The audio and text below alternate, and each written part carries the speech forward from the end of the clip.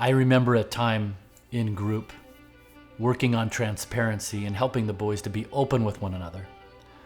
And I had a group member who privately had come to me offline to the side and shared with me that he was struggling with pornography and didn't want anybody to know. He was so ashamed and so embarrassed because a good Christian kid shouldn't be dealing with that, right? So I assured him that I would not be disclosing that private information with anyone. But in group, I wanted to encourage transparency. So rather than pushing him to open up, I asked the whole group. And I had already given him permission to not talk about it and not say anything about it because he wasn't ready to. So I had developed that respect and that confidentiality with him. In group that night, I simply threw out the question, how many of you have ever been really embarrassed because you've struggled with pornography? And of course, 7 out of 10 hands went up because many of them had struggled. And I just generally asked, what made that such a struggle for you? And allowed the boys to go around and tell a little bit about how it was a struggle for them. And then sure enough, after the discussion, this young man slowly raised his hand and said, I wasn't going to say anything, but I've struggled too. And I'm so grateful to know that all of you have struggled.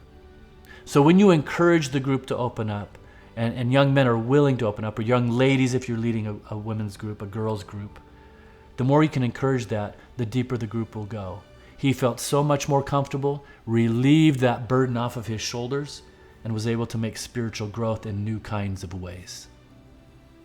Welcome, I'm Floyd Godfrey, and in this video we're going to be talking about how to foster an openness in your small group. And it really comes down to what we would call transparency. Transparency is the ability for someone to be open, to be transparent about what's going on, about what they're feeling, about what they're thinking. So transparency, and you can't get to transparency without first establishing confidentiality. So the group has to feel safe. You have to have a safe container in the group, and once it's safe, then you can start to develop an openness and a transparency with the group. It's a Christian concept that all over the scriptures. It's crucial for spiritual growth. Proverbs 28 verse 13 says that whoever conceals his transgressions will not prosper, but he who confesses and forsakes them will obtain mercy. So clearly the Lord is telling us in the scriptures that you have to learn how to be open and not conceal things. James chapter 5 verse 16 is another great one where the Lord says to confess your faults one to another. Pray for one another that you may be healed. So in the scriptures, there's all kinds of evidence that the Lord wants us to learn how to be transparent with one another, to pray for one another. So then the question is, how do you promote transparency? How do you promote openness in a group, especially when you're talking about teens? And you have to establish some rules to be able to do that. And again, you have to have a confidential setting. That's going to be really important. But one of the important rules for developing transparency is no crosstalk. So you've got to maintain the group orderly enough that you don't have kids with a side conversation going on over here and another conversation going on over here. And I would just establish that with the group that everybody knows. When one person is talking, everyone listens. And it's harder when you have more kids in the group, but it's really, really important. You may even have to stop occasionally and say, okay, hold on, everybody pause. John's been talking, we need to let him talk, everybody listen, and you can have a turn after he's done. Also, promoting transparency, you could consider sharing some of your own personal journey, some of your own personal struggles. As a leader, if you can model that, you can model transparency. Remember that you need to be developmentally appropriate. There may be some things you might share if you have a group of seniors that you're working with that might not be appropriate. It might be too much information for a group of 7th graders. So keep in mind the developmental needs and what the students really need when you're sharing about your stuff. But also be cautious because this is not your group. You're an adult. You're a volunteer leader. So sharing some of your own struggle would be for encouragement.